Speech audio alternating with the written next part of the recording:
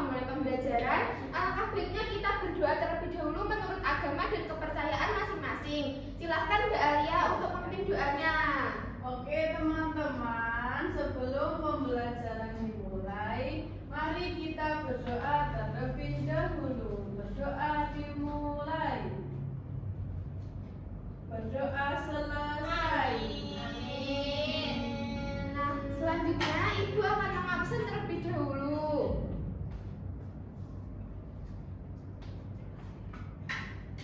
Alia, Hadiro, Nabila, hadir. Senja, Hadir. Aina, Hadir. Rafikoh, Hadir. Resti, Hadir. Nah, alhamdulillah ini hadir semuanya ya. Nah, sebelum kita mulai masuk ke materi, nah sekarang Ibu mau tanya, kalian masih ingat nggak materi pada pertemuan minggu lalu? Lupa. Nah, jadi pertemuan minggu lalu adalah tentang fotosintesis. Ada yang masih ingat nggak fotosintesis itu apa? Lupa. Harus belajar lagi ya, tidak boleh dilupakan. Iya Bu. Nah, kemudian kita hari ini akan membahas tentang perkembangbiakan tumbuhan. Nah, Ibu mau tanya, kalian pernah lihat nggak tumbuhan yang tumbuh dari biji? Pernah. Jagung. Ya, jagung. Sering Kacang. Ya. Nah, benar sekali. Nah, kita masuk ke tujuan belajar terlebih dahulu ya. Jadi, tujuan pembelajaran kita kali ini adalah yang pertama, agar kalian itu dapat mengerti apa sih perkembangbiakan tumbuhan. Kemudian yang kedua, agar kalian itu dapat mengidentifikasikan dua cara perkembangbiakan tumbuhan, yaitu dengan cara vegetatif dan juga generatif. Nah, yang ketiga, agar kalian itu dapat menganalisis perkembangbiakan tumbuhan. Nah, kemudian pengertian perkembangbiakan. Jadi, perkembangbiakan tumbuhan adalah proses tumbuhan untuk menghasilkan tumbuhan baru. Nah, kemudian tujuan perkembangbiakannya yang pertama untuk mempertahankan jenisnya. Nah, di sini Mbak Alia sukanya makan buah apa? Saya sukanya makan buah alpukat. Kalau Mbak Nabila sukanya apa? Strawberry. Nah, kalau kalian itu mau mempertahankan jenisnya buah alpukat dan buah stroberi, kalian itu harus mau menanamnya agar tumbuhannya itu selalu ada, tidak tunas. Ya, jadi harus mau menanam. Kemudian yang kedua, untuk memperbanyak jumlah tumbuhan. Nah, kita itu harus rajin menanam tumbuhan. Siapa yang di sini suka menanam tumbuhan? Saya. Ya, kita harus bisa mau menanam tumbuhan agar tumbuhan itu jumlahnya semakin banyak. Seperti itu, supaya kita. Nah, siapa yang tadi kan di rumah menanam dia Mbak Alia sama Mbak Resti ya? Ya. Nah, itu juga kan manfaatnya kita juga bisa langsung metik ya kalau mau. Iya. Ya, jadi tidak perlu beli lagi kalau sudah menanam sendiri. Kemudian yang ketiga, untuk menjaga keberlangsungan hidup. Nah, kita itu sebagai makhluk hidup itu memerlukan tumbuhan. Nah, seperti sayuran, buah-buahan untuk kita makan sehari-hari. Biar sehat. Kuat. Bukannya dijual yo tumbuhannya. Ya kan? Iya, dijual juga bisa biar mendapatkan uang juga. Buat jajan. Iya, makanya harus rajin menanam tumbuhan biar kalau bisa dijual kita mendapatkan Nah, kemudian pengertian perkembangbiakan. Kemudian pengertian perkembangbiakan generatif. Jadi perkembangbiakan generatif itu perkembangbiakan dengan melalui biji. Nah, dengan melakukan penyerbukan, kemudian pembuahan dan yang terakhir akan menghasilkan biji baru. Nah, prosesnya itu seperti ini ya. Mulai dari penyerbukan. Nah, penyerbukan itu dimulai dari sini ya. Putik itu bertemu dengan benang sari. Benang sari itu ada bisa serbuk sari. Nah, nanti putik itu menempel ke serbuk sari. Itu akan terjadi penyerbukan. Nah, setelah itu akan menghasilkan pembuahan. Pembuahan itu bertemunya sel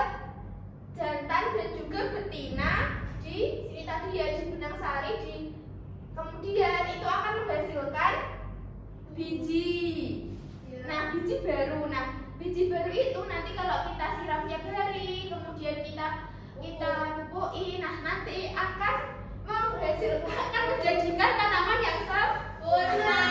Kalau nggak dikasih pupuk Bu. Nggak apa-apa, yang penting disiram dan juga terkena sinar matahari. Ya benar. Nah ini ada contoh perkembangbiakan generatif, ada apa aja? Padi, jagung, matahari, kacang hijau. Nah benar sekali. Kemudian silakan diulang. Banyak petani bekerja di sawah menanam padi. Setiap pagi, Pak Tani pergi ke sawah untuk menanam dan merawat padi. Sebelum menanam, Pak Tani memilih bibit padi yang bagus agar padi dapat tumbuh dengan baik. Pak Tani biasanya menanam padi saat musim hujan karena sawah membutuhkan banyak air. Setiap hari, Pak Tani juga menyiram dan menjaga sawah agar tanaman padi tidak mati. Saat menanam padi, Pak Tani saling membantu. Mereka bekerja sama atau gotong royong di sawah. Petani juga menggunakan pupuk kandang dari kotoran hewan agar tanah menjadi subur dan tanaman tumbuh sehat. Selain itu, petani menjaga saluran air atau irigasi agar air dapat mengalir ke sawah. Nah dari video tadi Ibu mau tanya, petani di Jawa Timur itu biasanya kalau menanam padi itu pada musim hujan atau musim kemarau? Hujan. Benar. Kenapa kok di musim hujan? Karena banyak air. Iya benar, biar banyak air. Karena kalau padi itu membutuhkan banyak air agar bisa tumbuh dengan Sempurna. Iya benar sekali. Nah kenapa kok petani itu bisa tahu kalau cara menanam padi yang baik itu pada saat musim hujan? Nah itu karena dari nenek moyang dulu yang mewariskan cara menanam padi dengan baik yaitu pada saat musim hujan. Nah karena biasanya juga itu kalau panen ya, kalau musim hujan sama musim kemarau itu juga berbeda hasilnya. Biasanya lebih banyak kalau pada saat musim hujan. Nah biasanya kalau musim kemarau itu biar banyak air, biasanya petani itu menggunakan diesel air. Biasanya itu diesel airnya itu ya kemudian itu disalurkan dari sumur atau dari sungai ya apa? Dari kompan. Ya itu kemudian disalurkan ke sawah seperti itu. Nah kemudian selanjutnya yaitu perkembangbiakan vegetatif. Jadi perkembangbiakan vegetatif itu perkembangbiakan tanpa melalui biji. Kemudian ini ada perkembangbiakan vegetatif itu ada dua macam, yaitu perkembangbiakan vegetatif alami dan juga perkembangbiakan vegetatif buatan. Nah kalau vegetatif alami itu adalah perkembangbiakan tanpa melalui biji dan juga tanpa bantuan manusia. Nah ini ada contohnya, ada akar tinggal, tunas, dan gergaji. Nah kalau yang ini ada contoh tunas. Jadi tunas itu adalah calon tumbuhan yang tumbuh di sekitar tumbuhan induk. Nah tunas itu muncul dari pangkal batang atau pangkal akar yang kemudian tumbuh menjadi tanaman baru. Nah biasanya kan di sini ya, di pohon pisang ini kan nanti di sampingnya ini ada tunas ya. Nah nanti tunasnya itu ditanam di sampingnya seperti ini. Nah nanti akan tumbuh besar, akan ada daunnya, kemudian akan juga akan ada buahnya kalau sudah besar, kalau dipupuk. Nah kemudian yang kedua ada contoh akar tinggal. Nah akar tinggal adalah batang yang tumbuh di dalam tanah dan menyebar ke samping. Nah ini contohnya ada tanaman apa ini? Ini jahe. Nah ya biasanya itu kalau jahe itu kalau nggak segera dibuat jamu atau buat masak ya itu biasanya akan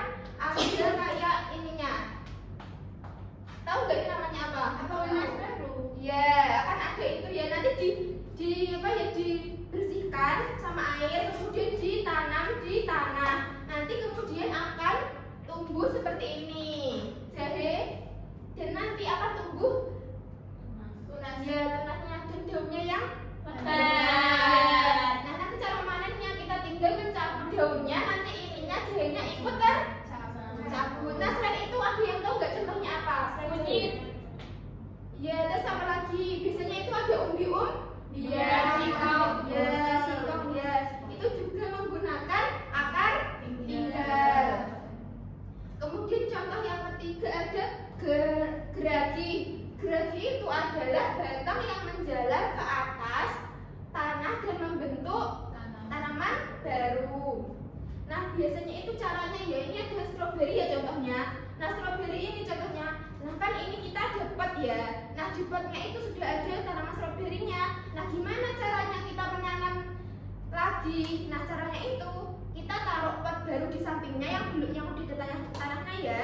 Nah, nanti kita itu kan di stroberi itu biasanya ada batang yang menjalar seperti ini ya.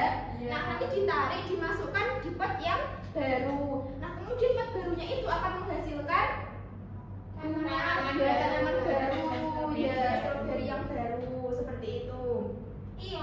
Siapa yang pernah makan stroberi? Saya kan makanan kesukaan saya. Ya, benar. Oh iya Nah, lah. Iya. Bohong ya. Kau udah pernah ngasih aku. Kan kamu nggak minta. Gak boleh, gak boleh. Nah, sekarang kita akan silakan didengarkan. Banyak menanam pisang dan singkong di pekarangan rumah. Tanaman pisang berkembang biak dengan tunas, sedangkan singkong dapat berkembang biak dengan akar tunggal. Kebiasaan ini dilakukan turun-temurun agar keluarga memiliki cadangan makanan dan halaman rumah menjadi lebih bermanfaat. Nah, siapa yang di rumah menanam pohon singkong sama pisang? Saya biasanya pisang. Bapak saya singkong. Ya, gak apa-apa.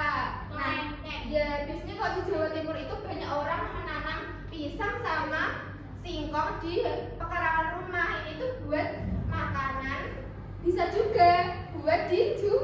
Ya, kenapa banyak ya, daripada pekarangannya itu kosong ya, mending dibuat menanam tanaman.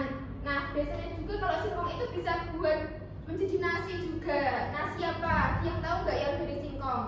Nasi tiwul. Ya benar. Siapa yang pernah makan nasi tiwul? Saya. Aku. Nah, jadi nasi tiwul itu nasi yang dari singkong. Nah, kemudian ada perkembangbiakan vegetatif buatan. Perkembangbiakan vegetatif buatan itu adalah perkembangbiakan tanpa melalui biji dan dengan bantuan manusia. Nah, ini yang pertama contohnya ada mencangkok. Siapa yang pernah mencangkok? Bapak saya Ya. Jadi, Ya, mencangkok itu adalah cara memperoleh tanaman baru dengan menumbuhkan akar pada batang yang masih menempel pada induknya. Nah, caranya ini ya, kan ini ya, ini tuh di batangnya ini biasanya disisik ya, melingkar gitu ya, mutar. Nah, kemudian dikasih tanah sama air. Nah, setelah itu langsung dilapisi dengan plastik. Nah, gak dipotong ya, karena kan nanti akarnya itu akan tumbuh di batang. Nanti ini akan tumbuh menjadi pohon. Makanya kalau pohon mangga itu selalu besar karena kan kayak merembet ya, karena caranya itu penanamnya itu menggunakan Cangkok. iya di batang akarnya. Jadi tempatnya akar itu jadi di batang seperti itu. Kalau pohon pisang bisa dicangkok. Enggak bisa kalau pohon pisang itu menggunakan apa tadi?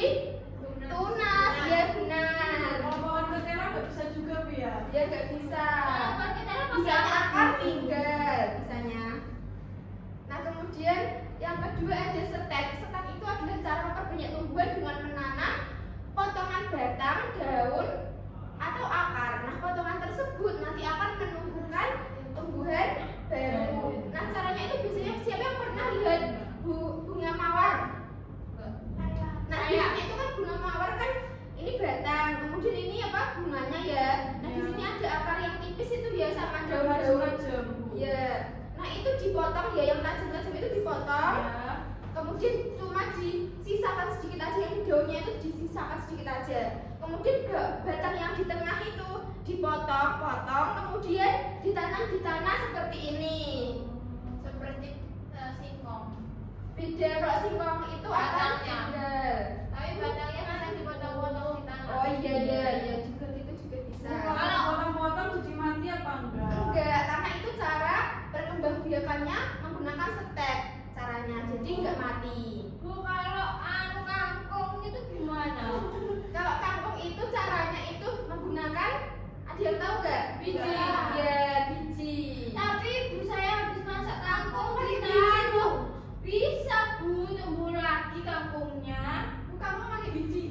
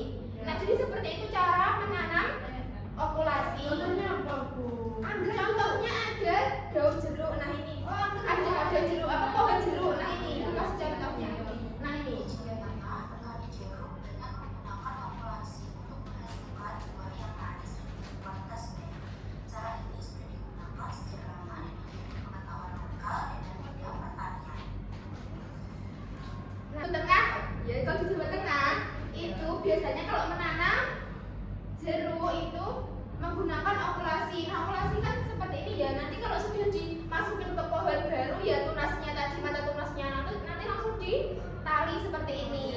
Apa bedanya sama setek?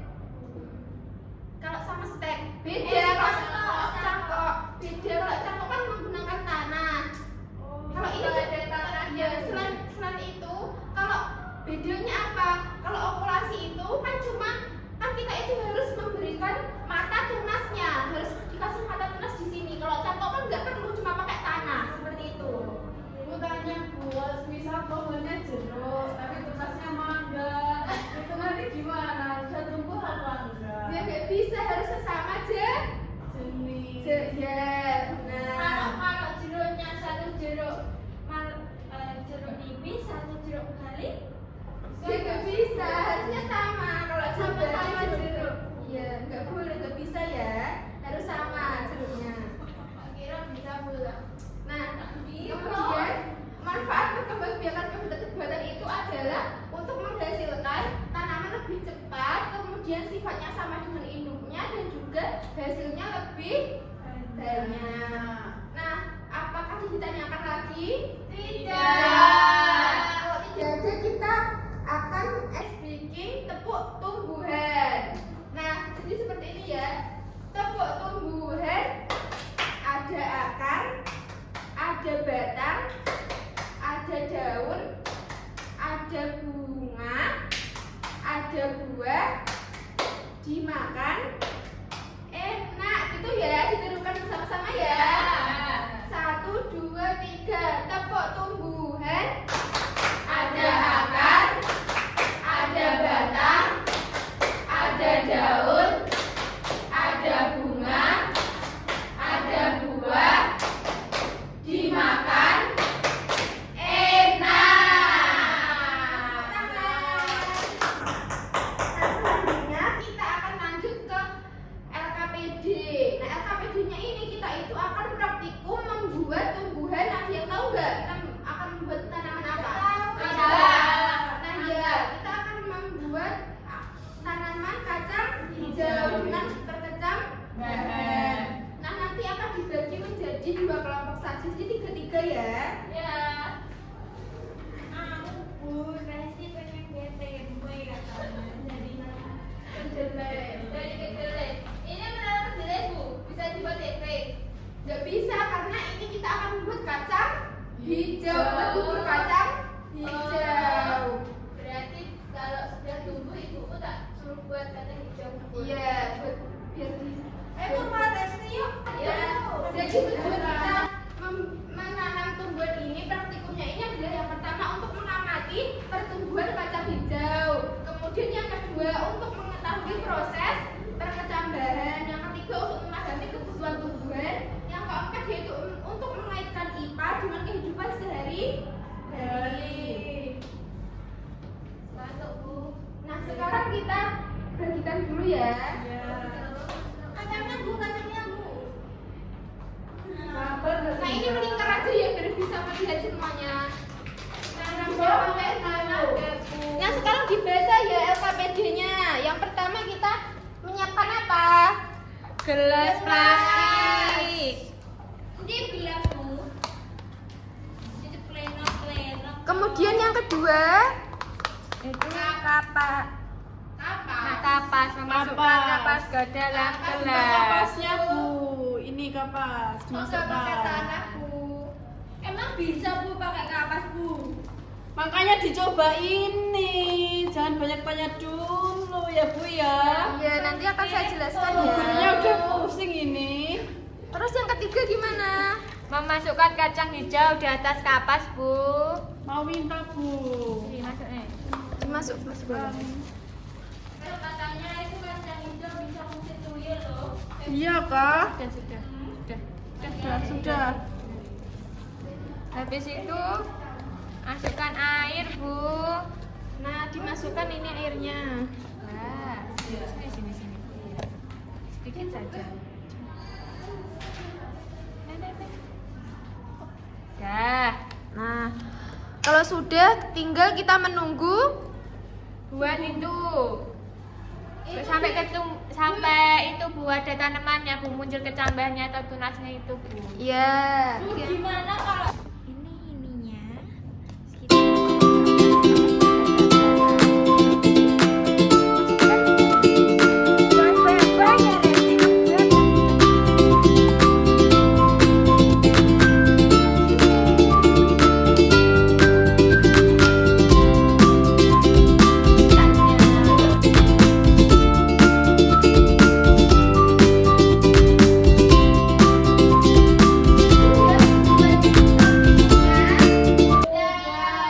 Nah, kalau sudah silakan dikerjakan LKPD-nya.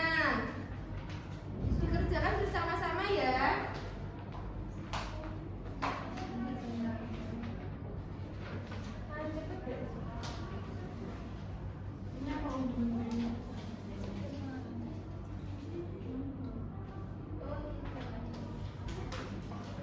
Nah, sudah ya.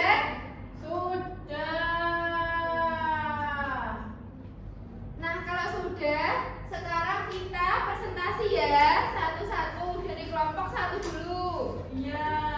kami dari kelompok 1 ingin mempresentasikan hasil kerja kami. Apa yang terjadi pada kacang hijau pada hari pertama? Karena pada hari pertama kita mulai menanam, jadi belum terjadi apa-apa. Baru proses penanaman, mungkin nanti pada hari selanjutnya kita dapat melihat hasilnya. Lalu yang dibutuhkan kacang hijau untuk tumbuh. Ada itu yang dibutuhkan kacang hijau untuk tumbuh ada air, tanah yang subur atau kapas dan sinar matahari. Gimana? Bener apa enggak jawabannya kelompok satu? Benar. Lalu selanjutnya, mengapa kacang hijau harus disiram? Karena air membantu proses perkecambahan dan menjaga tanaman agar tidak kering sehingga bisa tumbuh dengan baik. Yang keempat, bagaimana cara petani merawat kacang hijau? Menyiram secara teratur, memberi pupuk, melindungi tanaman dari hama. Yang kelima dan atau yang terakhir, apa manfaat menanam kacang hijau bagi masyarakat? Yaitu sebagai sumber makanan bergizi, bisa dijual untuk menambah penghasilan dan membantu menjaga ketersediaan bahan pangan. Gimana kelompok 2? Jawabannya bener apa salah? Sudah ya, ditepuk tangan untuk kelompok 1.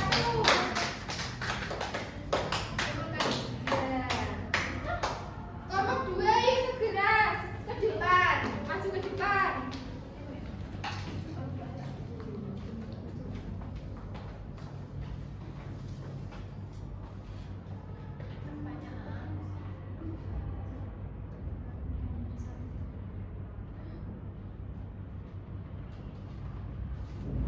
yang ini toh Bu.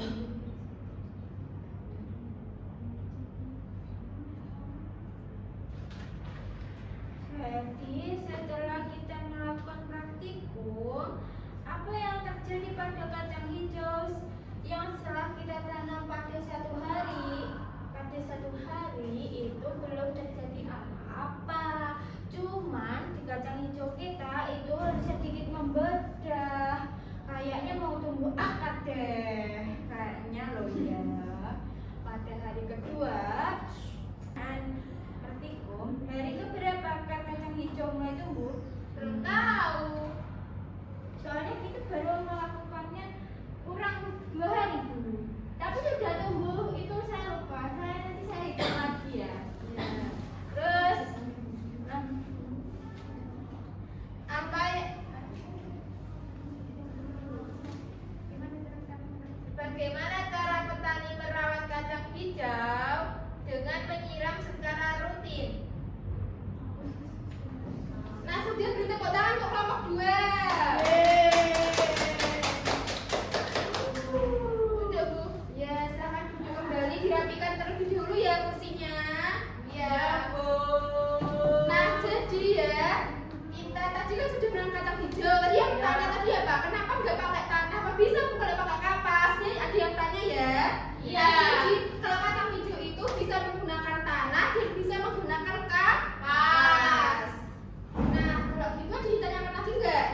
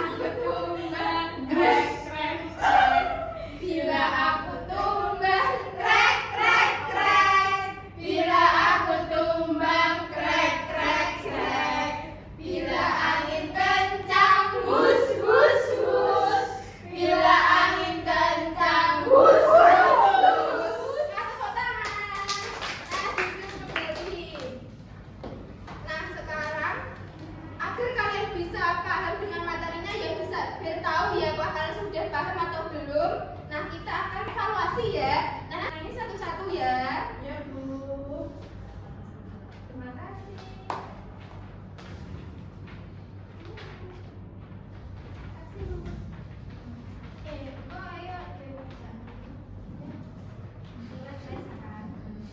Nah, sekarang kita akan refleksi. Nah, tadi Mas ingat nggak materinya apa? Berkembang biak. Cangkok.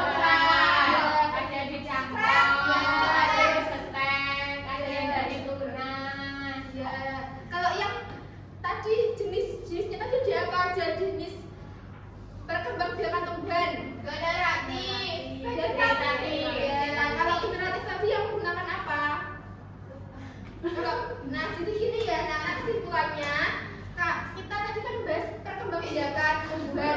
Jadi perkembangbiakan tumbuhan itu untuk tumbuhan itu proses tumbuhan menghasilkan tanaman baru. Nah, jadi ada dua cara, vegetatif dan generatif. Kalau vegetatif tadi juga ada dua, yaitu vegetatif alami dan buatan.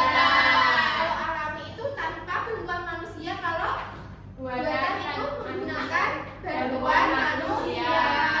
Nah, seperti itu ya. Jadi ditanyakan apa tidak? Tidak ada, kita akhiri saja untuk pertemuan kita pada minggu ini. Nah, silahkan untuk ketua kelas memimpin doa. Mbak Alia, silahkan ya. Sebelum kita mengakhiri pembelajaran pada hari ini, alangkah baiknya kita berdoa terlebih dahulu. Berdoa dimulai. Berdoa selesai. Nah, terima kasih ya anak-anak sudah mau maju ke depan, sudah aktif dan sudah mau praktikum bersama. Nah, jangan lupa untuk belajar dan jangan lupa untuk meneruskan tadi ya, dibuat